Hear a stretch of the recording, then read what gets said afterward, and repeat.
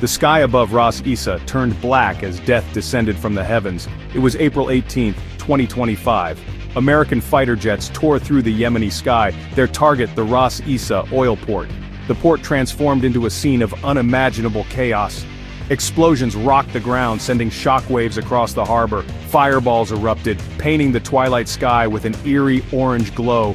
The air, thick with smoke and the stench of burning fuel, choked the life out of the port. The deafening roar of the explosions echoed across the water. It was a display of raw American military might. The fighter jets unleashed their deadly payload with ruthless efficiency. Each bomb sent tremors through the ground, collapsing buildings. The attack was swift, brutal, and decisive. It was a clear message from Washington to the Houthis. The Ras Isa oil port lay in ruins. The attack marked a significant escalation in the conflict. The dust settled to reveal a scene of utter devastation. Where the Ras Isa oil port once stood, only twisted metal and smoldering rubble remained. The smell of death hung heavy in the air, a grim testament to the human cost of the attack. The port, once a lifeline for fuel and essential goods, was now a graveyard of shattered concrete and broken bodies. Rescue workers, their faces grim with the horrors they witnessed, picked through the wreckage, desperately searching for survivors. The cries of the injured pierced the silence, a heart-wrenching reminder of the human cost of war. The injured, many with severe burns and shrapnel wounds, overwhelmed local hospitals, their resources already stretched thin by years of conflict. The official death toll, a cold and sterile statistic, failed to capture the true scale of the tragedy.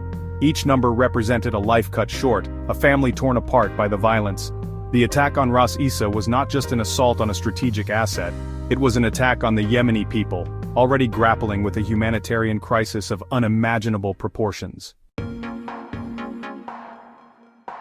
The attack on Ras Isa was not an isolated incident. It was part of a broader U.S. aerial campaign against the Houthis, a campaign launched by President Trump in response to a series of Houthi attacks on U.S. interests in the region.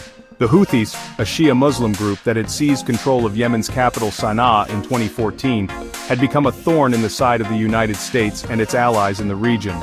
The Trump administration accused the Houthis of being Iranian proxies, a charge the Houthis vehemently denied. The U.S. argued that the Houthis, with the support of Iran, were destabilizing the region, threatening international shipping lanes and launching missile attacks on American allies like Saudi Arabia and Israel. The attack on Ras Isa, according to the U.S., was a necessary response to these provocations, a preemptive strike designed to cripple the Houthis' ability to wage war. The U.S. justified the attack on Ras Isa as a blow against terrorism, arguing that the port was being used by the Houthis to fund their military operations. The U.S. claimed that the port was a hub for the smuggling of Iranian weapons, and a key source of revenue for the Houthis through illicit taxation and extortion. The attack, according to the U.S., was aimed at disrupting these activities and weakening the Houthis' grip on power. Section 4. A Cry for Justice. The Houthi Response. The Houthis, outraged by the attack, vowed to retaliate. They denounced the U.S. airstrikes as a blatant act of aggression, a violation of Yemeni sovereignty, and a war crime. They released graphic footage of the aftermath of the attack, showing the charred remains of men and women who were simply trying to make a living at the port. The images, heartbreaking and infuriating, were broadcast across the Arab world, fueling anti-American sentiment and bolstering support for the Houthis.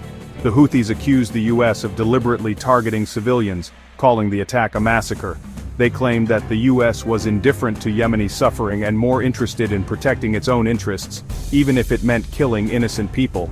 The Houthis called on the international community to condemn the U.S. attack and to hold those responsible accountable.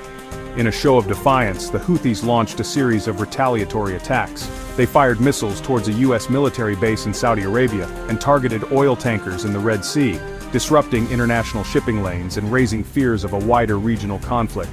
The Houthis vowed to continue their resistance against the U.S. and its allies, even if it meant fighting to the last man. Section 5. A World Divided. The International Response. The international community was divided in its response to the U.S. airstrikes. The U.S. allies, including the United Kingdom and France, expressed support for the U.S. action, condemning the Houthis' attacks and reiterating their commitment to fighting terrorism. However, other countries, including Russia and China, criticized the U.S. airstrikes, calling for restraint and a peaceful resolution to the conflict. The United Nations condemned the attack on Ras Issa, expressing deep concern over the civilian casualties and calling for an independent investigation. The UN Secretary-General urged all parties to the conflict to exercise restraint, to respect international humanitarian law, and to return to the negotiating table. Human rights organizations criticized the U.S. for failing to take adequate precautions to minimize civilian casualties, arguing that the attack on Ras Issa may have constituted a war crime. They called on the U.S. to conduct a transparent and impartial investigation into the attack and to hold those responsible accountable. The attack on Ras Issa reignited the debate about the legality and morality of drone warfare, with critics arguing that such strikes often result in civilian casualties and violate international law. Section 6. The brink of war escalation and the ground offensive. The U.S. airstrikes on Ras Issa marked a dangerous escalation in the Yemeni conflict, pushing the region closer to the brink of a wider war. The attack raised fears of a direct confrontation between the U.S. and Iran, which was accused of supporting the Houthis.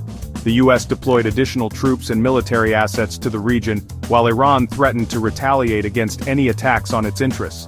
The U.S. military, frustrated by the Houthis' resilience and determined to bring the conflict to a decisive end, began to consider supporting a ground offensive against the Houthis. The plan involved providing training, weapons, and logistical support to Yemeni government forces and their allies, with the aim of driving the Houthis out of the capital Sana'a and other key cities. However, a ground offensive carried significant risks. It could lead to a protracted and bloody conflict with heavy civilian casualties. It could also drag the U.S. deeper into the Yemeni quagmire, turning a proxy war into a direct confrontation with Iran and its allies. The decision to launch a ground offensive was a difficult one, with potentially far-reaching consequences for the region and the world.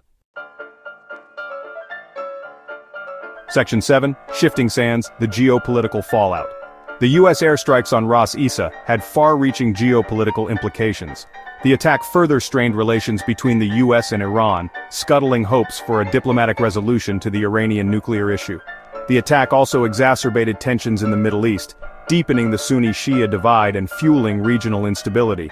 The attack on Ras Issa highlighted the complex web of alliances and rivalries in the Middle East, a region grappling with sectarian conflict, political instability, and economic inequality. The attack underscored the limits of U.S. military power, demonstrating that even the most technologically advanced military in the world could not easily resolve complex conflicts in faraway lands. The U.S. airstrikes on Ras Issa were a tragedy for all involved. They brought death and destruction to Yemen, a country already ravaged by years of war. They escalated tensions between the U.S. and Iran, pushing the two countries closer to the brink of conflict, and they served as a stark reminder of the human cost of war, a cost borne not by politicians and generals, but by ordinary people caught in the crossfire.